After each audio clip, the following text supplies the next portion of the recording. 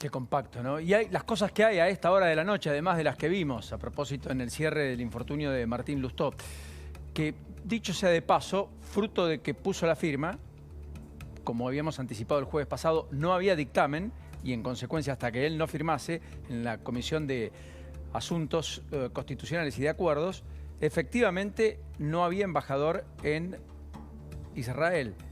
El gobierno terminó generando un encuentro entre el que va a ser ahora, porque ya tiene la firma del propio Lustó, Axel Wanish como próximo embajador en Israel, y el propio Martín Lustó.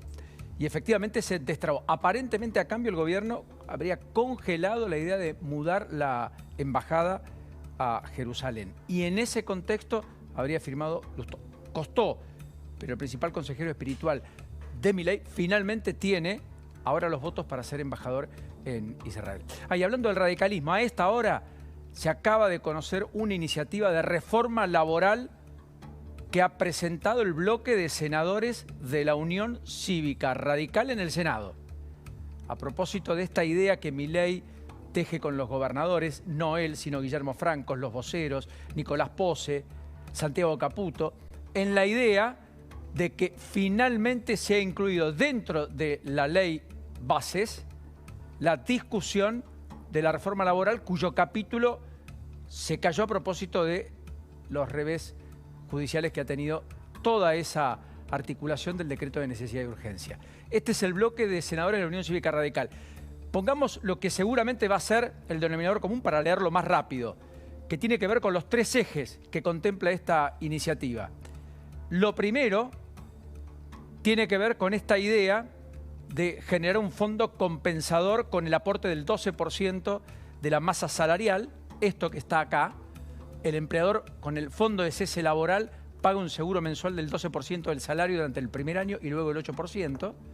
Fondo que va a ser administrado por la ANSES, dice el proyecto, que tendrá la obligación de preservar el capital invertido. Se modifica el sistema de multas, la ley 24.013, donde hay amplio consenso que eso obtura la creación de empleo, porque finalmente implica que muchos terminan pagando demasiado, las pymes en particular, y algunas van hasta el quebranto a propósito de la mala registración que hay en algunos momentos. No se pueden eliminar porque hay que penar la mala registración, pero tampoco puede tener un sistema de multas tan amplio que finalmente haga que algo que empieza en 1 termine en 100.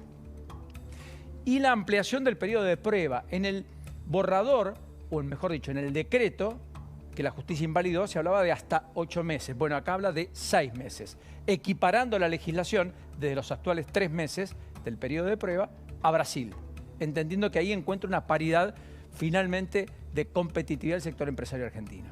O sea que efectivamente a esta hora, esto me parece que es novedad, en un día en el cual despierta la CGT y el conflicto en la CGT, porque hasta acá teníamos conflicto en el radicalismo, a propósito de Lustó, la conducción de Lustó, lo que se dice o se deja de hacer. Con este proyecto Lustó tiene algunas pequeñas diferencias, tiene un proyecto propio en el Senado, pero el resto de los senadores validan esto. A propósito de lo que pasa en el peronismo, la idea de una mesa de acción política porque no hay ningún líder, lo que pasa en el PRO, que se reconstruye a partir del liderazgo que siempre ostentó y tuvo el propio Mauricio Macri, pero en medio de una decisión interna que hay que ver dónde termina, entre los aliados sin más a Milei y los que ponen algunos reparos. Y ahora apareció la CGT Barrio Nuevo, que ayer hizo una comida donde festejó el cumpleaños, entre otros, de Acuña. Carlos Acuña es uno de los integrantes del triunvirato de la CGT. Y en esa cena fue donde Luis Barrio Nuevo explicitó efectivamente la idea de que la CGT tiene que hacer o llamar un plenario y tiene que cambiar la conducción. Y que Héctor Daer no puede seguir conduciéndola. No es época de negociadores, dijo Barrio Nuevo. Efectivamente, una postura que fue acompañada por Acuña, que es el que está ahí al lado de Daer, a la izquierda, a la derecha está Pablo Moyano, en esa foto que tengo detrás, que es una reunión de la CGT, y acompañado por Omar Maturano, el de la fraternidad, que fue el que hizo un paro de 24 horas. O sea, Barrio Nuevo pasó de ser el aliado de Milei hasta las PASO a ser el principal adversario. Todo el resto parece como más negociador que el propio Barrio Nuevo. Hasta el punto que ayer la Confederación del Transporte en la Argentina, que nuclea los gremios del transporte, inclusive con Pablo Moyano, estaba presto a ir a un paro general y finalmente suspendieron la medida de fuerza y quedaron a la expectativa de si se alcanzan acuerdos o no en el transcurso de la semana próxima. O sea que una curiosidad al margen, pero fíjense cómo hasta la CGT empieza también a tener sus propios internismos explícitos. En esta reconfiguración del sistema político que tiene naturalmente en la centralidad de Milei el principal actor. Más allá de esto, después, en la Argentina de estas horas, antes de bajar a la mesa y meternos de lleno con todos los temas, tenemos también lo que la economía está dándonos. Vamos a profundizar con Pablo, pero hoy el dato del INDEC respecto a la pobreza es cuanto menos altamente preocupante, porque además es una película o una foto vieja de una película que se supone va a tener eslabones aún más complejos del que el INDEC mostró para el segundo semestre de este año. El INDEC muestra cómo la pobreza supera el 41%, lo cual es un fenómeno ya claramente estructural, que por lo menos 1 de cada 3 argentinos, más allá de los ciclos económicos y si se plancha el dólar o no, evaluada por ingresos, vive en la pobreza. Y además que la indigencia también pega un salto y llega casi al 12%. Hay lugares en la Argentina, gran resistencia, donde 1 de cada 4 habitantes es indigente. 1 de cada 4, gran resistencia, donde el nivel de pobreza está por encima del 56%. En Chaco, también en La Rioja está arriba del 51%. También en La Banda, en Santiago del Estero, arriba del 51%.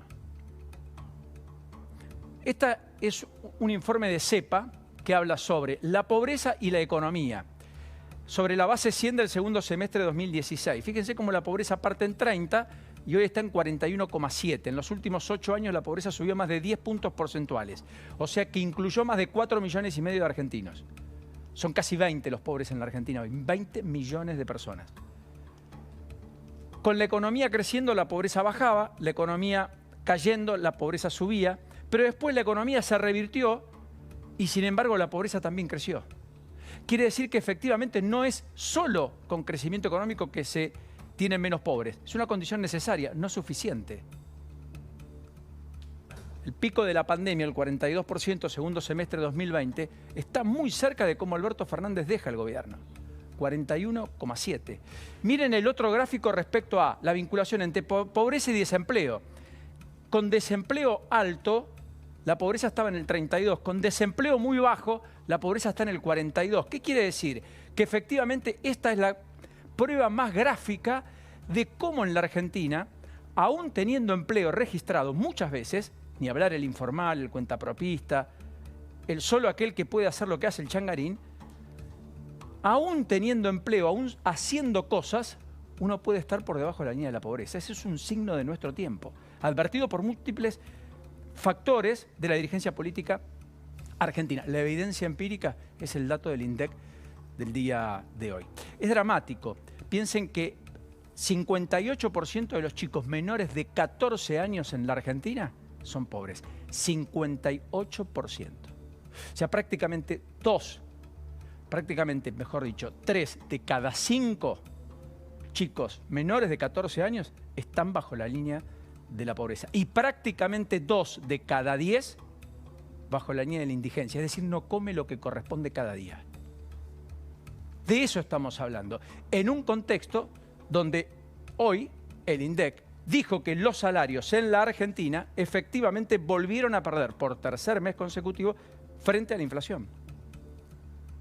Que tampoco es un dato menor.